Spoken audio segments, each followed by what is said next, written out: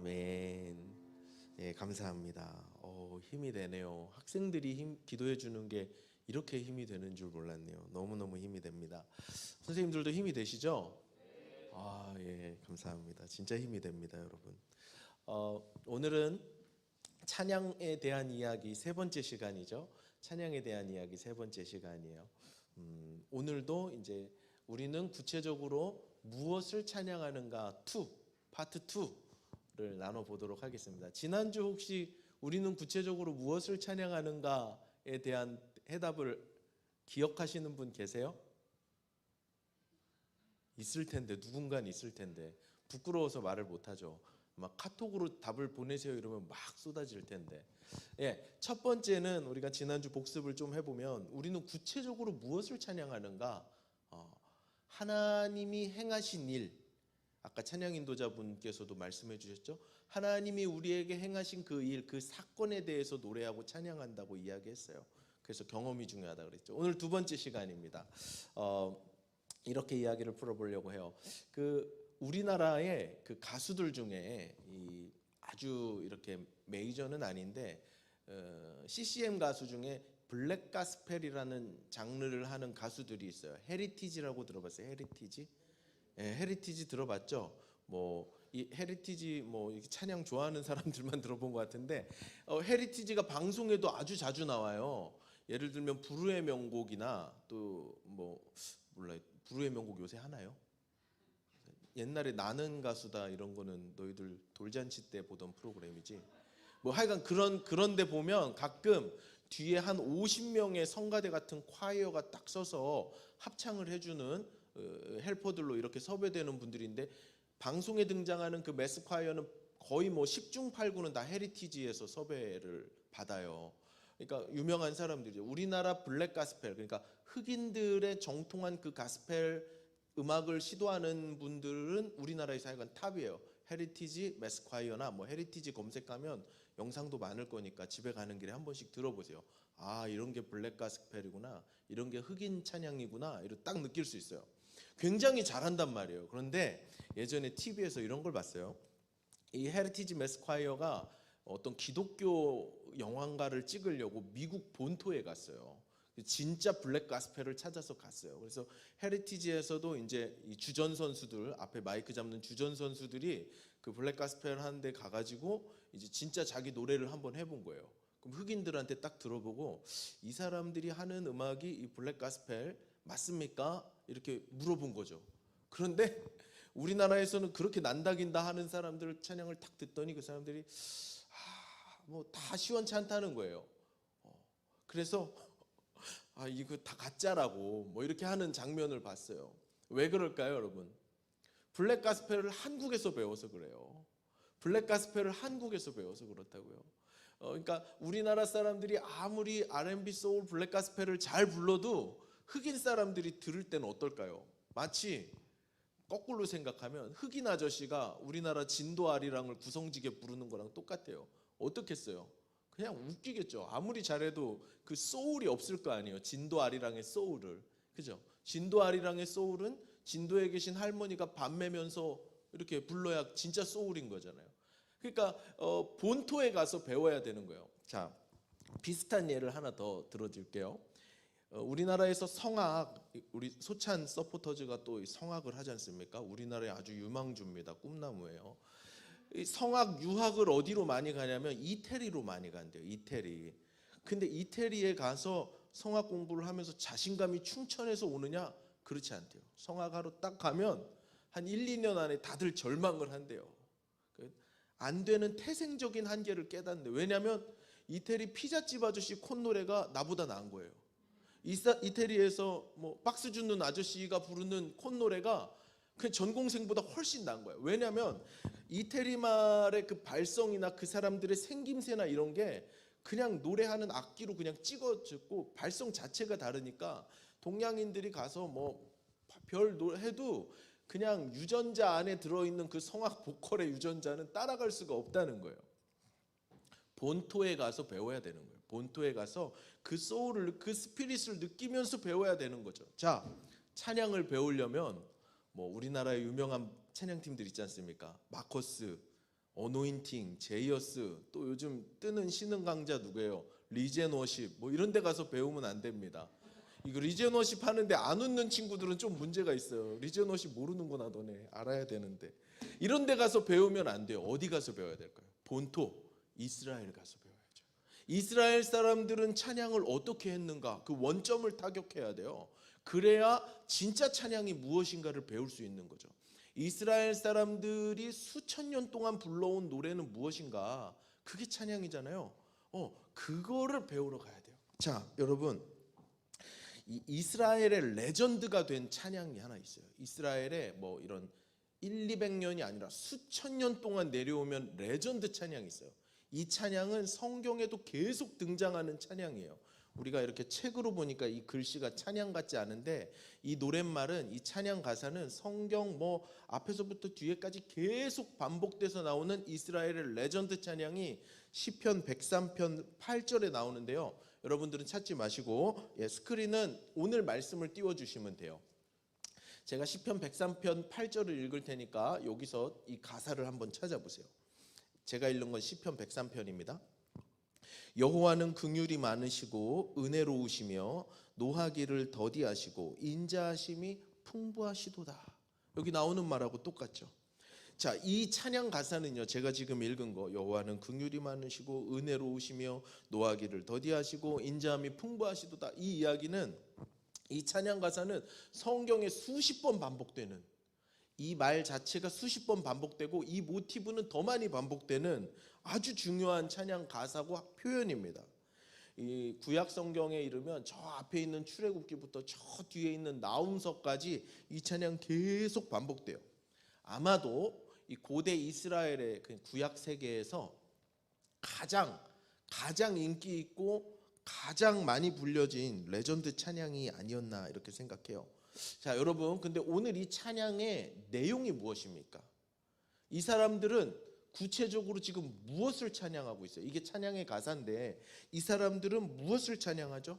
여호와는 긍휼이 많으시다, 은혜로우시다, 노하기를 더디하신다. 노하기를 더디한다는 건 오래 참으신다는 말이잖아요. 이해하시죠?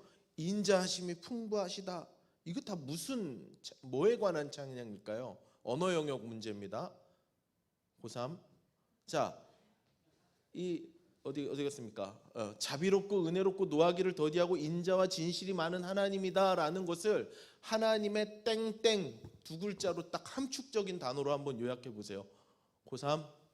자, 인문계 아니라 그러고 문과 관련 학과 진학하려는 친구들, 네, 맞습니다. 그겁니다. 하나님의 성품이죠. 하나님의 성품. 하나님의 성품을 찬양하는 거예요. 자, 우리는 구체적으로 무엇을 찬양하는가? 파트 2. 우리는 하나님의 성품을 찬양하는 겁니다. 하나님이 어떤 성품을 가지고 계신 분이신지를 노래하는 거예요.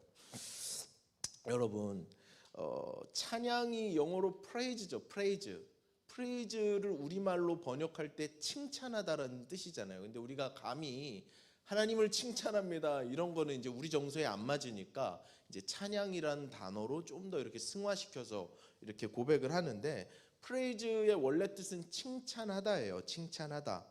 자, 정말 좋은 칭찬은 무엇일까요? 진짜 좋은 칭찬은 무엇일까요? 그 사람의 됨됨이를 칭찬하는 게 진짜 좋은 칭찬이에요. 진짜 좋은 칭찬은 뭐냐? 그 사람의 성품, 그 사람의 됨됨이, 그건 하루아침에 형성되는 게 아니잖아요. 오랜 시간 축적되어 오면서 쌓여 온 게 내 성품이라고요. 그것을 칭찬해 주는 게 진짜 좋은 칭찬이에요. 제일 쓰잘데기 없는 칭찬이 뭘까요? 제가 이제 여러 가지가 있을 수 있어요. 제일 쓰잘데기 없는 칭찬이 여러 가지가 있을 수 있는데 여러분들하고 우리의 삶의 자리에서 받아들일 수 있는 딱 한 가지 적용은 이거예요.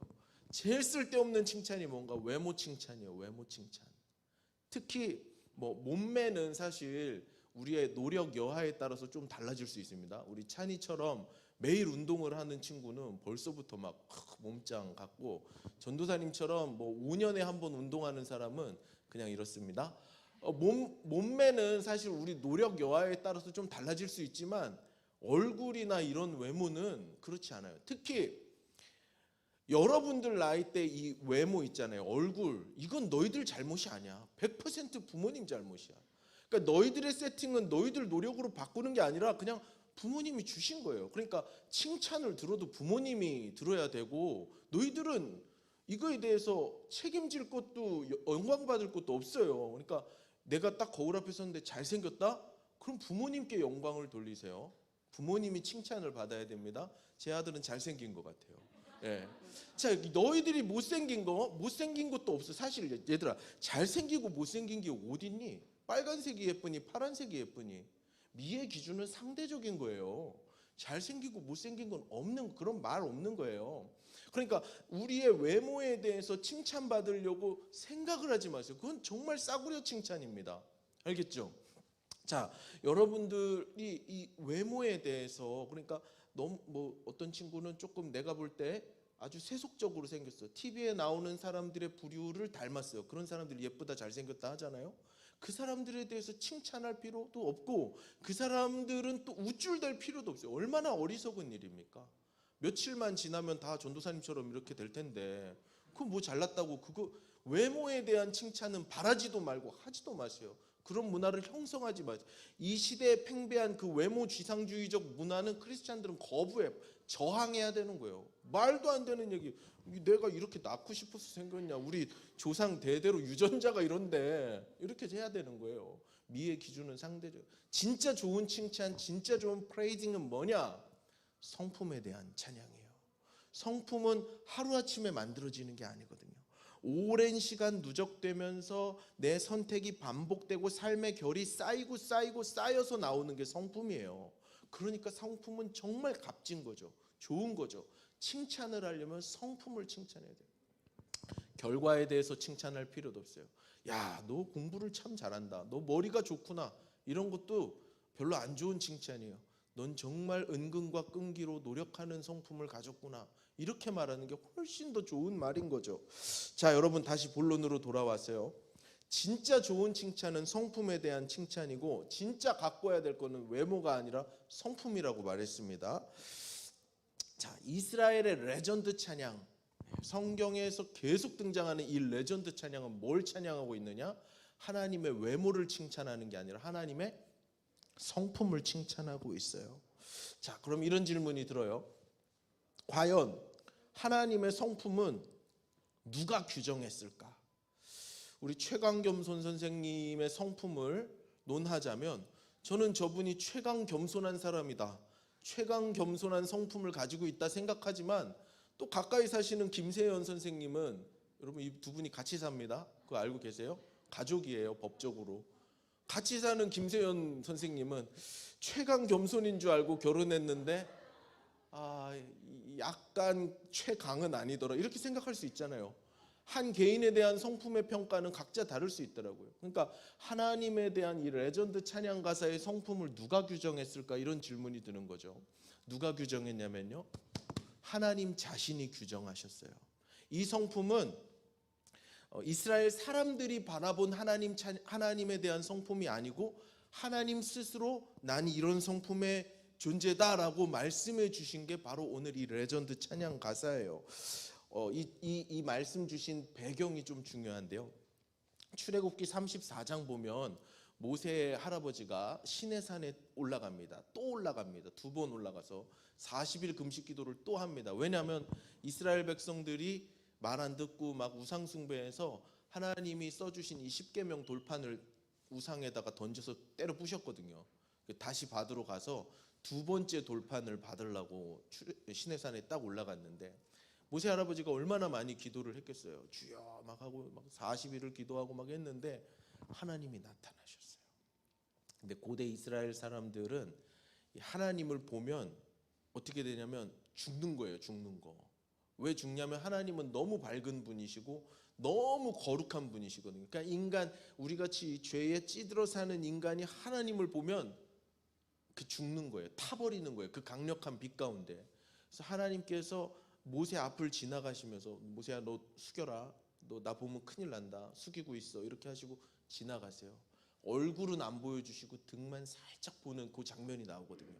하나님이 모세 앞으로 지나가시면서 아마 이게 상상력이 좀 필요한데 왠지 하나님이 노래를 하셨을 것 같아요.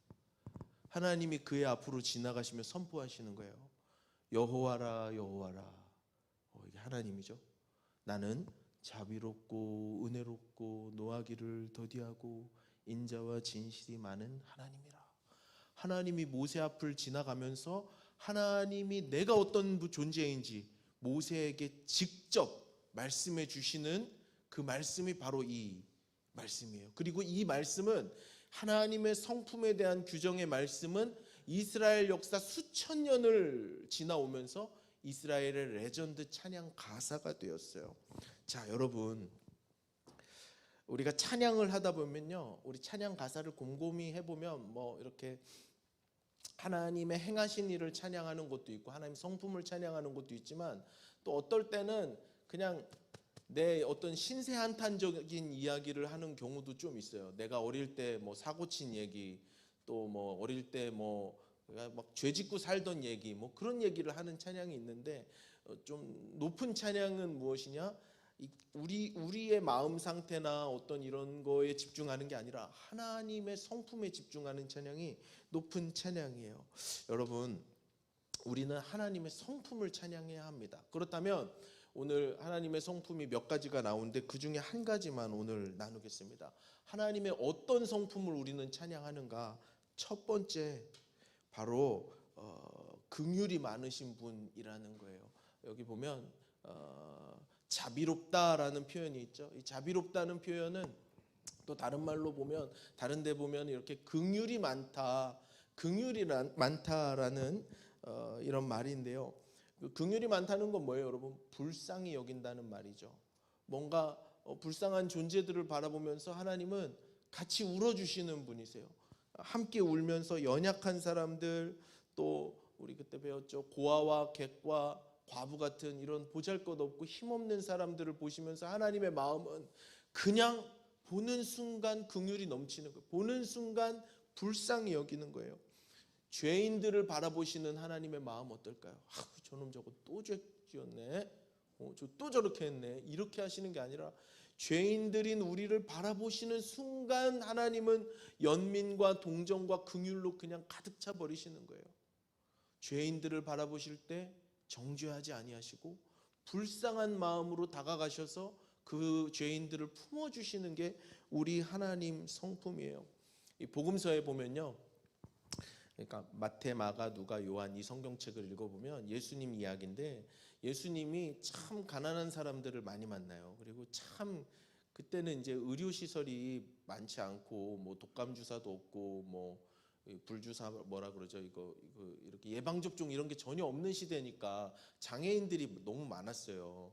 그리고 그 사람들 시대에는, 그 옛날 시대에는 이 장애인들은 하나님의 진노를 받아서 장애인이 됐다고 생각해서 부정하게 여겼거든요. 절대 가까이 안, 밥도 같이 안 먹고 터치하는 건 있을 수 없는 일인데 예수님은 만나는 장애인들마다 다 가까이 가시고 터치하시고 예쁘다 하시고 너 나아라 하시고, 이건 뭐냐면요, 예수님 안에 있는 그 장애인을 향한 긍휼의 마음, 그 불쌍하게 여기는 마음이 어떤 그 시대적인 관습과 규율과 신앙의 어떤 틀에 박힌 신앙의 어떤 고정관념을 뛰어넘으시는 거예요.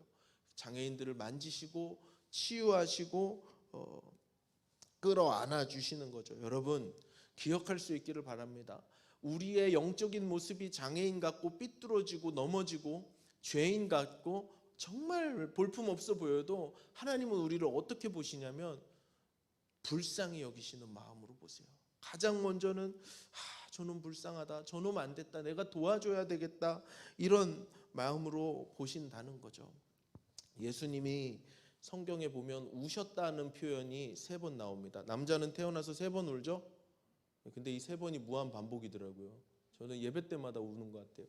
근데 우리 예수님은 성경에 물론 이제 여러 번 우셨을 텐데 혼자 우시거나 아니면 좀 봐도 못 본 척 해줬겠죠, 제자들이. 3번 우셨다는 표현이 나오는데 그 중에 한 번 어디 가서 우셨을까요? 어쩔 때는 뭐 성전을 보시고 우시고 멸망할 이스라엘 보고 우시고 하셨는데 한 번은 정말 인간적인 예수님을 만날 수 있어요. 성경에 3번 예수님이 딱 우시는데 한 번 우시는 그 장면은 요한복음 11장에 장례식장에 가세요. 장례식장에 가서 우세요. 근데 그 장례식장이 어디 있었냐면 베단이라는 곳에 있었는데, 이 베단이라는 곳은 어떤 곳이냐면 빈민촌이에요. 빈민촌. 얘들아, 빈민촌 알지? 가난한 사람들이 사는데, 그 산동네, 뭐 이렇게 신용불량자들이 모여 사는 그런 동네, 가장 가난한 그 동네, 그 빈민촌에 장례식이 있어서 가셨어요. 우리가 잘 아는 나사로의 장례식이에요. 거기 가셔서 예수님은 이미 출발 전부터 가면 나사로를 살려줄 것을 이미 알고 계셨어요. 그래서 약간 좀 지체하기도 하시고, 나사로의 이 친동생 여동생들의 믿음도 좀 테스트해 보시려고 예수님 다 시나리오를 가지고 계셨지만, 장례식장에 들어가서 사람들이 흐느껴 울고 인생의 죽음을 슬퍼하는 것을 보시는 순간 예수님의 그 불쌍히 여기시는 마음이 작동합니다. 그래서 예수님도 막 우세요. 자, 여러분, 여기 아주 우리가 조금 깊이 생각해 봐야 할 어떤 상징들이 담겨 있는 것 같은데, 베단이라는 곳은 어떤 곳이에요? 가장 연약한 인간들이 모여 사는 곳이 베단이에요. 거기에 장례식이 일어났어요. 장례식은 뭐예요? 모든 인간들, 자 보세요.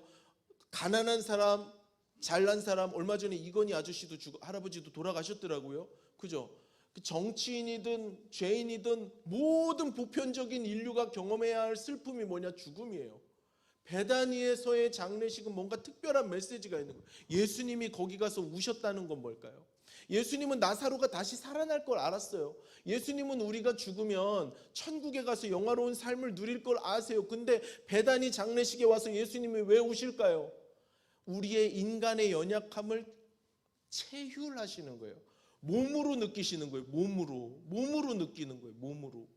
예수님이 우리의 아픔을 그렇게 불쌍히 여기시면서 우리의 아픔, 모든 인간의 아픔을 몸으로 끌어안으시는 거예요. 그냥 감정적으로 동화해서 누군가의 이야기를 듣다가 감정적으로 동화해서 눈물 흘리는 건 쉬워요. 그런데 제가 아는 가까이 지내는 어떤 분은 다른 사람의 힘든 이야기를 들으면 이게 그분의 은사인데, 어떤 사람이 힘든 얘기를 들으면 그 얘기를 듣고 들어주고 그 자리에서 같이 울어주고 손잡아주고 하지만 집에 오면 한 달을 아파요. 며칠을 아파요. 이게 체유라는 거예요. 특별한 은사 같아요, 그분은. 근데 이 체유라는 건데 예수님이 왜 베다니 그 장례식장에서 하염없이 우셨을까? 예수님은 시나리오가 있어요. 얼마 있으면 이제 나사로 붕대 풀고 나온다고요. 감동적이지 않아요? 예수님은 그거를 다 알고 계신다고. 근데 왜 우시는가? 우리의 연약함과 우리의 나약함과 인생이 느끼는 슬픔을, 아유 저것들 수준이 낮아서 저걸 슬퍼하고 있네, 이렇게 하시지 않으시고 그냥 우리의 아픔을 몸으로 받아주시는 거예요. 그리고 우시는 거예요. 여러분, 우리 하나님의 성품, 우리가 레전드로 노래해야 할 하나님의 성품 무엇이냐? 우리의 평생에 기억해야 할 우리 하나님의 성품은 무엇이냐? 함께 울어주시는 거예요. 함께 긍휼을 베푸시고 불쌍히 여기시고 끌어안아 주신다는 거죠. 우리 숭실고등학교 선배님이죠, 시인 윤동주 씨는요, 이 예수님의 마음을 닮아가려고 이런 시를 썼어요. 별을 헤아리는 마음, 별을 노래하는 마음으로 모든 죽어가는 것들을 사랑해야지, 이런 시적인 표현을 했거든요. 하나님의 긍휼하심은 모든 죽어가는 죄악된 존재들을 사랑하시는 거예요. 불쌍히 여기시는 거예요. 여러분, 어떤 곳에 가서도 위로받을 수 없어도 우리 하나님께 가면 위로받을 수 있습니다. 어떤 곳에 가서도 불쌍히 여기심을 받지 못해도 하나님께 가면은 우리를 불쌍히 여겨주세요. 세상 모든 사람들 나 빼고 60억이 다 그 네가 잘못해서 그런 거지 마, 그 뭐 잘났다고 울어, 이렇게 말할 때 우리 하나님께 가면은 그래 너 참 안 됐다 안아주시고 위로하시고 끌어안아주시는 거예요. 여러분, 이제 고3 뭐 이거 지원하고 있죠? 성적표 받아보면 어때요? 참 이게 내 20년 삶의 결과물일 수 있거든요. 그러니까 사실 뭐 이건 불쌍한 게 아니에요. 내가 그만큼 PC방에 가서 게임 레벨을 많이 올렸으니까 이 성적은 합당한 거예요. 정직한 거예요. 공정한 거예요. 그래서 우리 부모님도 이해를 못하죠. 에이 그 PC방 좀 그만 가라 그랬지? 근데 그거 가지고 우리 예수님께 가봐요. 우리 예수님 그냥 안아주시는 거예요.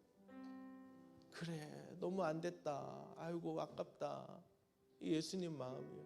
누구도 흉내낼 수 없는 예수님 마음이죠. 어떤 곳에 가도 위로받을 수 없는 사람도 예수님께 가면 위로받을 수 있어요. 마지막 이야기 하나만 하고 마치려고 하는데요. 제가 참 나빴어요. 어릴 때, 고등학교 때 특히 그 신앙생활도 이렇게 이렇게 스펙트럼이 이렇게 있는데, 그러니까 약간 따뜻하게 신앙생활하는 분들도 계신가 하면 아주 차갑고 냉철한 이상으로 이렇게 신앙생활하시는 분이 있어요. 약간 자유롭게 이렇게 신앙생활하시는 분이 있는가 하면 아주 막 뭐 대쪽 같은 선비처럼 신앙생활하는 분도 있어요. 다 그리스도 안에서 하나인데 전 약간 이쪽에 있었던 것 같아요. 그래서 예수님의 사랑보다는 막 엄격함 이런 거에 신앙생활을 이렇게 해가지고 고등학교 때 무슨 생각을 했냐면요. 우리나라 전사님 고등학교 때 우리나라에 IMF라는 금융위기가 왔어요. 그 교과서에서 다 배웠죠. 그래서 수많은 실직자들이 나타나고요. 수많은 기업들이 도산하면서 아버지들이 직장을 너무 많이 잃어버렸어요. 그러니까 사회적으로 뭐가 급증했는가? 노숙자가 급증했어요. 노숙자라는 말이 그전에도 있었는가 모르겠는데 저는 그때 처음 들었어요. 그리고 이 노숙자라는 게 사회적인 문제와 이슈로 등장된 게 90년대 후반이에요. 근데 고등학교 때는 이해가 안 되는 거야. 왜 노숙을 하냐? 할 일 없이 처자식 있는 사람이 책임감 없이 아우 저런 사람들은 진짜 사회의 악이다 막 이렇게 생각을 했거든요. 참 예수님 마음을 몰라도 너무 머무르는 거죠. 근데 이제는 이제 제 전사님이 좀 예수님을 믿는 것 같아요. 전사님이 이제 종암동에서 동대문을 지나서 천호동으로 학교를 가는 길이 있는데 동대문 그쪽 청량리 그쪽에 노숙자 아저씨들의 메카예요. 그러니까 어디 숨어 계시다가 밤만 되면 이렇게 나타나세요. 그분들 보면 막 버스에서는 울면 안 되잖아요. 근데 버스에서도 막 눈물이 나고 안타까운 마음이 너무 들고 찬바람 부는데 괜찮으실까 막 이런 생각이 들어요. 이제 예수님을 조금 믿는 사람 같아요, 전사님. 자, 여러분 그런 노숙자분들, 전도사라는 종교인도 그 종교적인 생각으로 가득했던 그 어린 시절에 저요. 그런 사람들도 손가락질하고 너는 그런 삶이 마땅해 이 사회의 악 같은 이렇게 손가락질 받는 사람들도 예수님께 가면 용납받아요.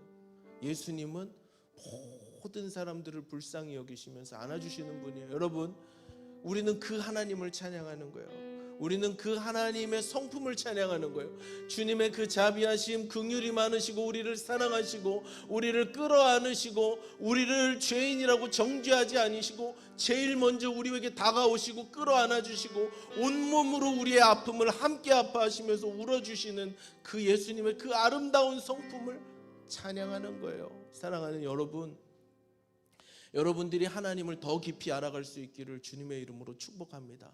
오늘 느끼는 예수님의 긍휼보다 내일 느끼는 예수님의 긍휼이 더 크길 바라요. 오늘은 전도사님 고등학교 때처럼 힘든 사람, 아픈 사람 봐도 저 타당하다 이렇게 치부하는 그런 안 좋은 성품을 갖고 있다 하더라도 내년에는 그런 사람들 보면 눈물이 날 수 있기를 바라요. 우리 예수님의 그 아름다운 성품을 더 깊이 알아가는 저와 여러분이 될 수 있기를 원합니다.